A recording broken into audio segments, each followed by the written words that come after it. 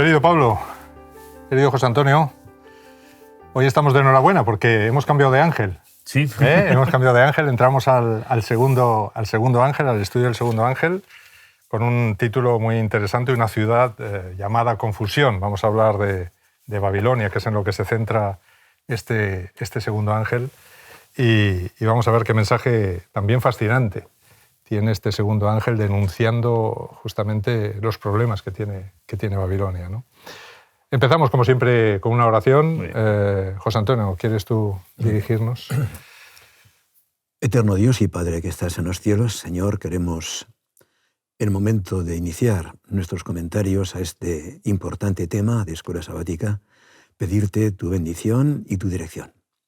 Que tu Santo Espíritu pueda guiarnos y que, Padre, cuanto expresemos tenga tu aprobación y sea para honra y gloria tuya. En el nombre precioso de Jesús. Amén. Amén. Amén, amén. Bien, pues Apocalipsis 14, versículo 8, nos dice: otro ángel les siguió diciendo: ha caído Babilonia, la gran ciudad, porque ha hecho beber a todas las naciones del vino del furor de su fornicación. Es interesante que este segundo ángel sigue al primero, no en un sentido de sustituirlo, incluso la frase nos lo está diciendo, sino en el sentido de acompañarlo.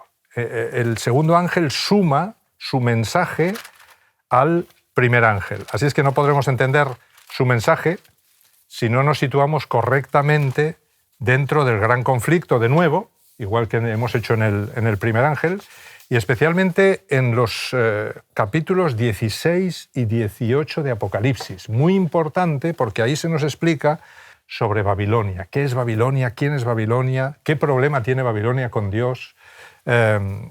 Este segundo ángel nos dice: ha caído la Babilonia, y la pregunta sería: ¿quién es Babilonia la Grande? ¿Qué representa? ¿Por qué aparece en el contexto del gran conflicto?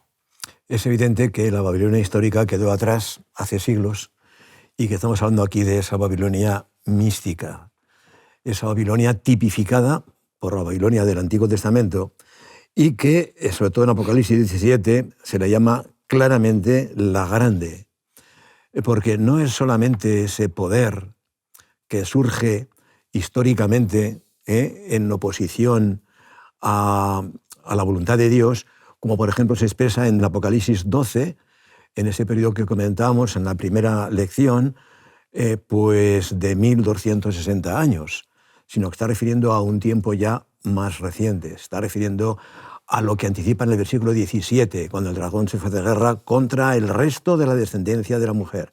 Aquí la Babilonia adquiere una dimensión todavía mayor, porque se le llama la madre de las rameras.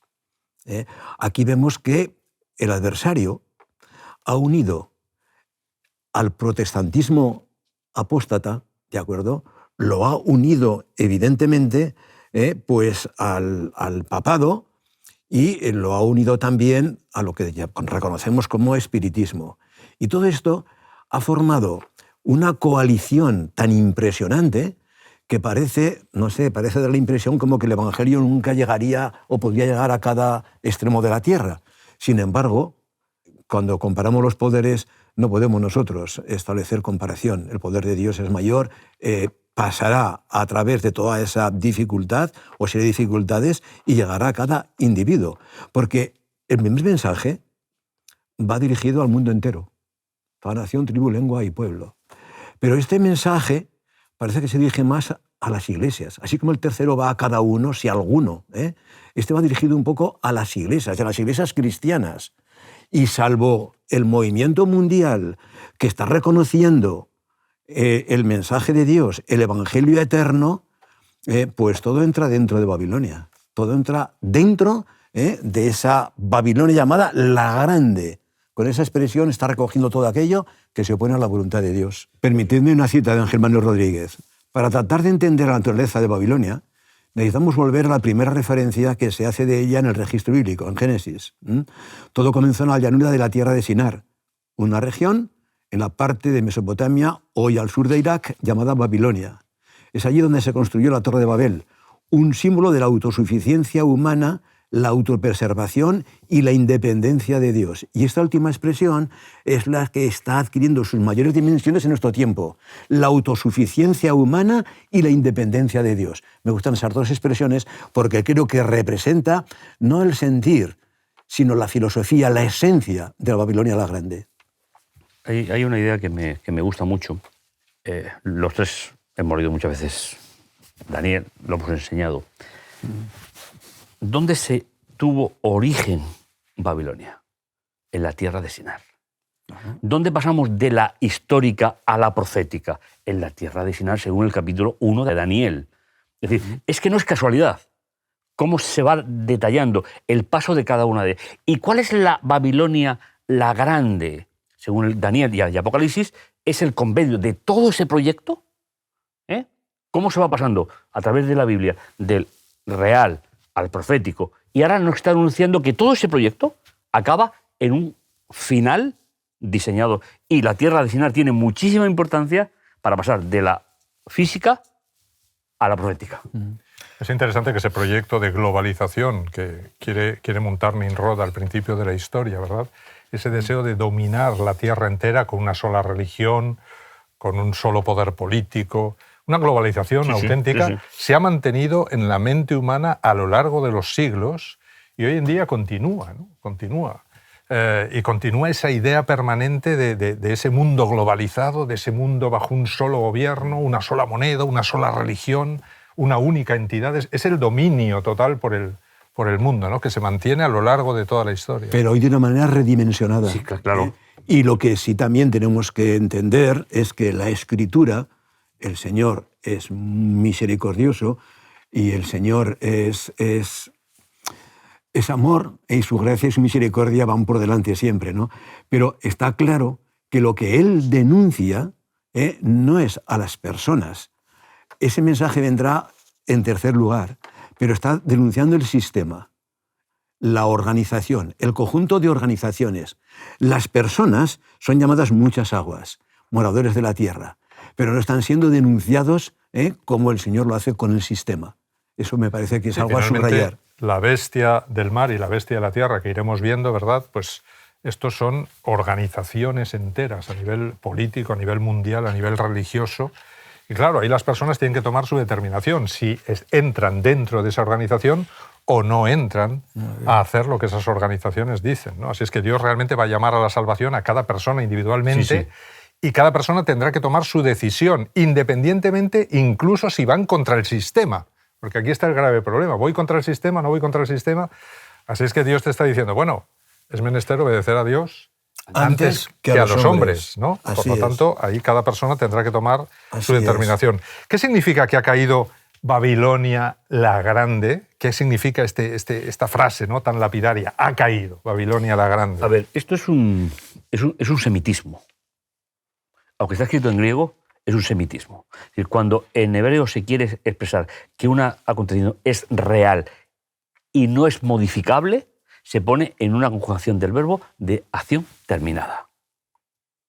Eso es una característica que Juan, desde su pensamiento semita, no va a emplear un concepto griego. O sea, la idea es que Dios desde el pasado está determinando el futuro. Y eso se va a cumplir porque la forma que está redactado, aunque sea, es una acción terminada y que no se puede modificar.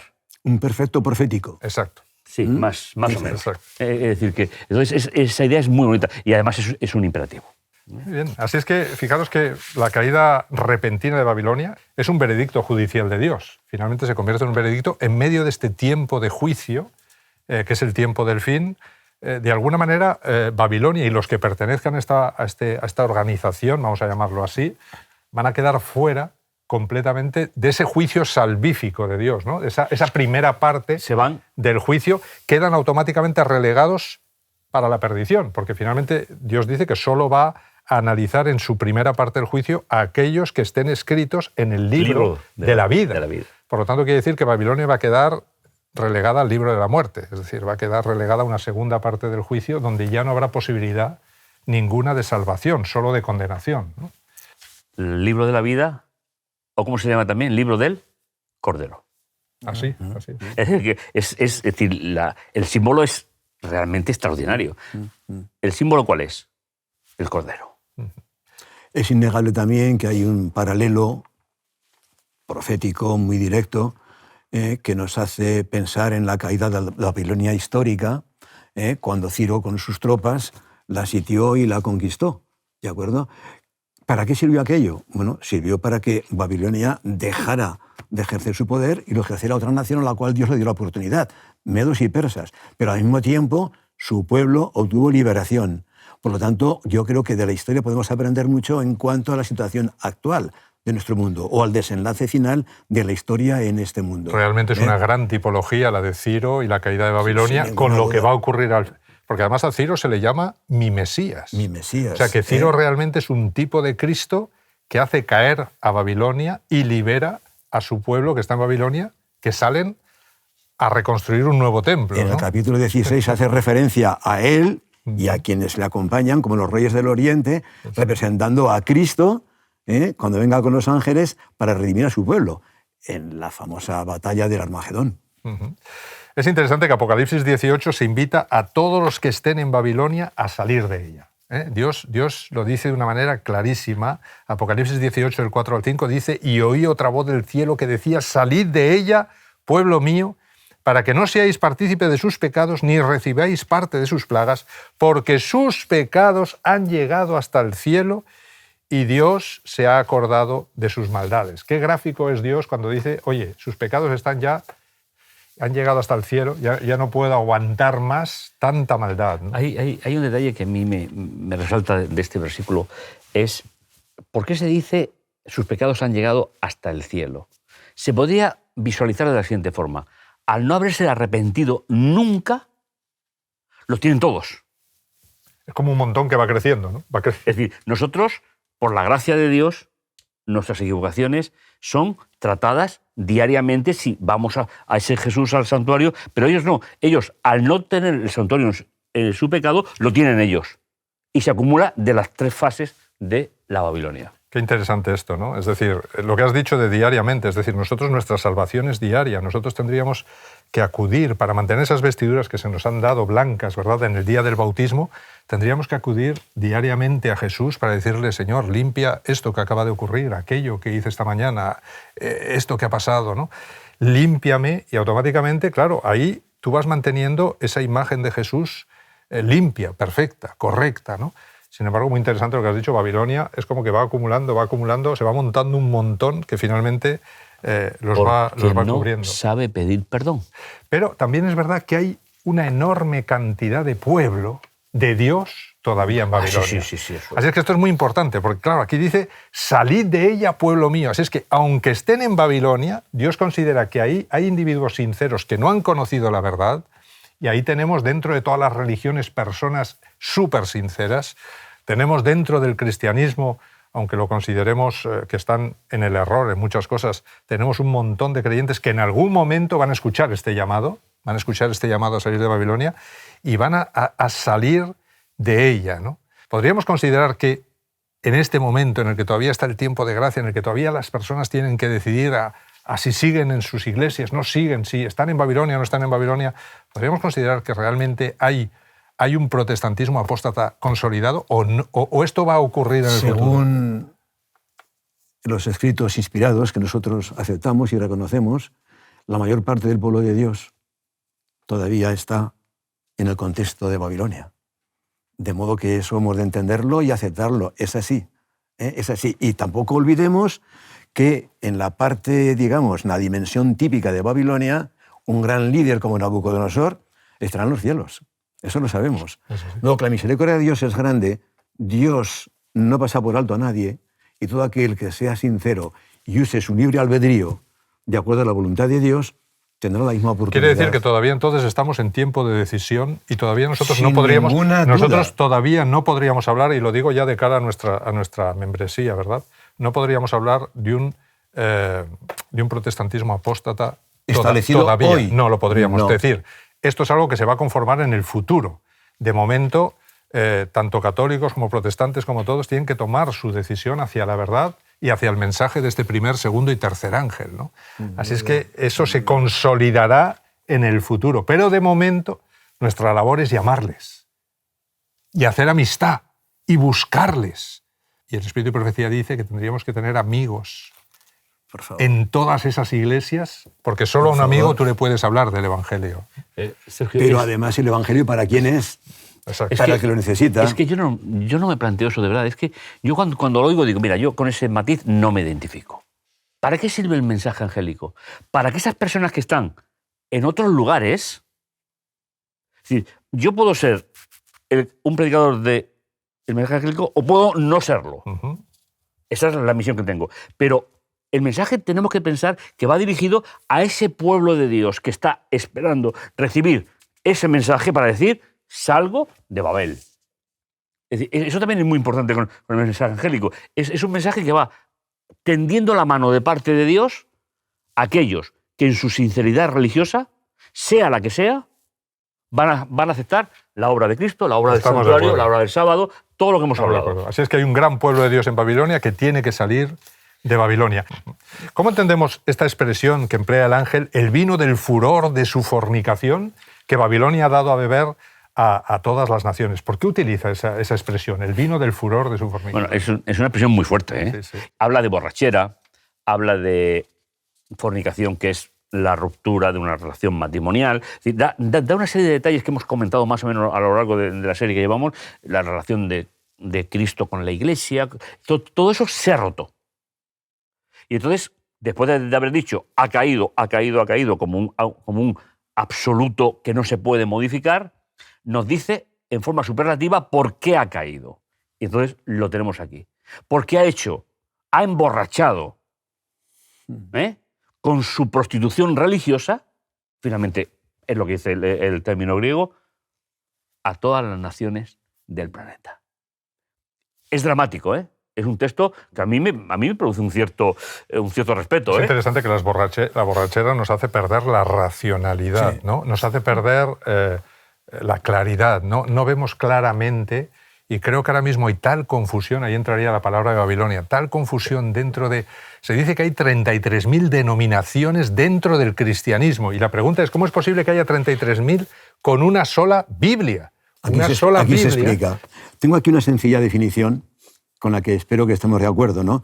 O explicación. En sentido literal, el vino debilita la atención, disminuye los reflejos y reduce la visión. Junto con un falso sentimiento de capacidad, fuerza y poder, disminuye el rendimiento en cualquier tipo de actividad física o mental. Se le imputan un alto porcentaje de accidentes laborales y de tráfico. Su rápida acción sobre los centros nerviosos superiores se traduce en una impresión de alivio de las preocupaciones, en la disminución de las trabas morales y en una sensación de bienestar, de confianza en uno mismo, cuando realmente ocurre todo lo contrario. Esto mismo a nivel espiritual ha ocurrido con el vino de la fornicación de esta mujer, sin ninguna duda. Es una expresión metafórica que nos muestra que sus dogmas, sus doctrinas, la inmortalidad del alma, ¿de acuerdo?, la anulación del sábado, la marca de la bestia, como dice claramente la Escritura. Todas esas enseñanzas desvirtuando la verdad del Evangelio nos hacen pensar que entre la copa de Jesús, cuando instituyó la Santa Cena, de la cual dijo, esta es mi sangre del nuevo pacto, de acuerdo, a esta copa llena del vino de su fornicación o del furor de su fornicación, hay una diferencia abismal. Hay la misma diferencia que hay entre Dios y Cristo y Satanás el adversario. Esto es impresionante. Pero para mí todavía hay algo que enfatiza lo que estamos comentando. Es decir, no solamente ha dado de beber, dice que ha hecho beber. Y no solamente ha hecho beber, sino que ha conducido a la humanidad hasta el estado de embriaguez, de borrachera, como decíamos, ¿de acuerdo? O sea, ha sido tal labor que ahora no debe extrañarnos que haya personas que, precisamente bajo estado de confusión, digan, es que no sé a qué atenerme, es que están desorientadas, es que vamos con la verdad del Evangelio y parece que vienes de otro mundo, de otro planeta, porque están bajo ese efecto del vino, del furor, de su fornicación, pero que además lo ha metido a presión, a presión. A mí me gustaría, si me permitís, comparar dos textos que creo que aclaran perfectamente esto. Cómo habla Daniel de Dios en el capítulo 2 y cómo habla Daniel de la Babilonia en el capítulo 7. Porque emplea los mismos conceptos. Por ejemplo, dice, él muda los tiempos. Hablando de Dios, después de haber revelado el sueño, él muda los tiempos, porque emplea las dos palabras, es decir, tiempo de la soberanía de Dios y tiempo profético. Los dos términos arameos. Él quita reyes y establece reyes. Él da sabiduría a los sabios y la ciencia a los entendidos. ¿Y qué se dice después en el capítulo 7? Fijaos, lo conocemos. Hablará palabras contra el Altísimo. A los santos del Altísimo quebrantará. Pensará en cambiar los tiempos de la soberanía de Dios. Traducción del término cemen. La ley. Y perseguirá al pueblo por 3 tiempos y medio proféticos. Es el término idán. Con lo cual, fijaos qué comparación tan impresionante. Los mismos términos aplicados a Dios dan visión. Los mismos términos aplicados a Babilonia dan esclavitud. Es interesantísimo. Me ha parecido muy interesante lo que has dicho tú comparando pues, esa última cena, ¿no? Y esa copa en la que Jesús bebió el vino que finalmente representaba su vida entregada por nosotros en la cruz. Y ahora esa otra copa que tiene Babilonia en su mano y que con ella está emborrachando, que nada tiene que ver con el verdadero evangelio, eso es lo interesante, sino que tiene que ver con un falso evangelio, finalmente, porque está intentando imitar algo que hizo Jesús, pero lo está adulterando completamente, ¿no? Lo está adulterando hasta niveles que ya no somos capaces de discernir qué es verdad, qué es mentira. Hay una mezcla ahí terrible, ¿no? ¿Y qué está haciendo con los demás? Emborracharlos con esa nueva propuesta. Claro, claro. No se conforma con expandirlo, no. Obliga. Es que no da a beber, fuerza la bebida. Pensemos, por favor, un pequeño paréntesis, pensemos en el siglo XVI, por ejemplo, de todo el periodo de la persecución al pueblo de Dios, ¿qué hacía el tribunal de la Inquisición? Es que no estaban forzando a beber, hombre, estaban forzando bajo tortura. Esto es impresionante, pero es que era así. ¿Qué ocurre con los que no quieren beber de esta bebida, ¿no? Porque Dios dice, tengo en Babilonia todavía un montón de pueblo que tienen que salir de ahí, ¿no? Así es que se supone que hay personas que quizá están bebiendo, pero no quieren realmente beber porque no están viendo las cosas claras, están buscando la verdad, ¿no? Están un poco desesperados, analizando, y ahí vienen los 3 ángeles a aportarles esa solución, ¿no? A mí me gusta Apocalipsis 14, del 1 al 5, porque yo pienso que ahí al principio de todo este gran conflicto está presentando realmente a estos que no quieren beber de esa bebida, ¿no? Dice, después miré y aquí el Cordero estaba en pie sobre el monte Sión, que al final es el monte Sión, ¿qué es? Es la ciudad opuesta a la Gran Babilonia, ¿no? Sí. Y es el lugar donde Dios va a juzgar. Y con él, 144.000, que es el número simbólico que se opone al 666 de nuevo, ¿no? Y con él, cuando dice con él, para mí desde luego está claro que él tiene un registro de quiénes están con él y quiénes están en contra, ¿no? Que tenían el nombre de él y de su padre escrito en la frente, que finalmente es este carácter transformado a imagen de Jesús, ¿no? Y oí una voz del cielo como el estruendo de muchas aguas, y cantaban un cántico nuevo, que es el cántico de Moisés, delante del trono y delante de los 4 seres vivientes y de los ancianos, y nadie podía aprender el cántico sino aquellos 144.000 que fueron redimidos de entre los de la tierra. A mí me gusta especialmente que Dios diga, oye, estos los he sacado de Babilonia, los he sacado de entre esos que estaban en la tierra, ¿no? Y estos son los que no se contaminaron con mujeres, pues son vírgenes. Y finalmente, estos son los que siguen al Cordero por donde quiera que va. Estos fueron redimidos de entre los hombres como primicias para Dios y para el Cordero, y en sus bocas no fue hallada mentira, pues son sin mancha delante del trono de Dios. Creo que hay multitud de lecciones a sacar de este texto. A mí me gustaría decir simplemente un detalle, y es la numerología en este contexto. El 6, para la tradición hebrea, es el número de hombre.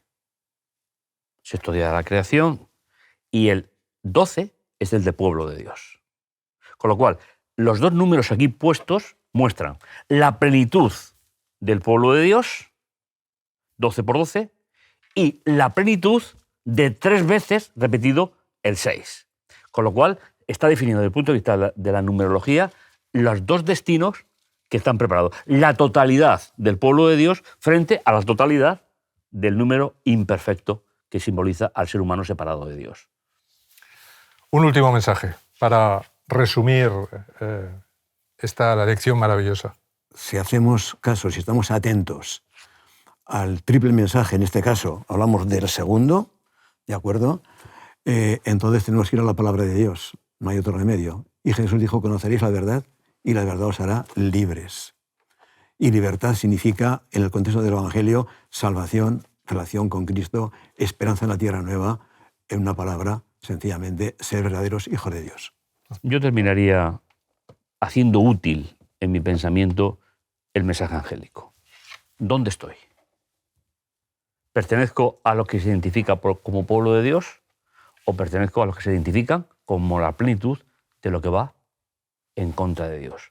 Y eso es algo que tenemos que hacer nosotros de forma individual, pero también tenemos que enseñarlo a los demás. La vigencia del triple mensaje angélico es clamorosa, es necesaria para la época, pero primero tengo que clarificarme yo en qué lado estoy. Muchas gracias por vuestro mensaje. Muchas gracias. Escuela Sabática Viva te invita a poner en práctica los siguientes objetivos. Crecer espiritualmente a través del estudio diario y de la oración. Experimentar el amor fraterno, cuidando los unos de los otros. Vivir la misión como un estilo de vida, convirtiendo tu clase en una iglesia hogar, un lugar de esperanza. Así, tu unidad de acción será un centro de reavivamiento, un centro de fraternidad, un centro de misión.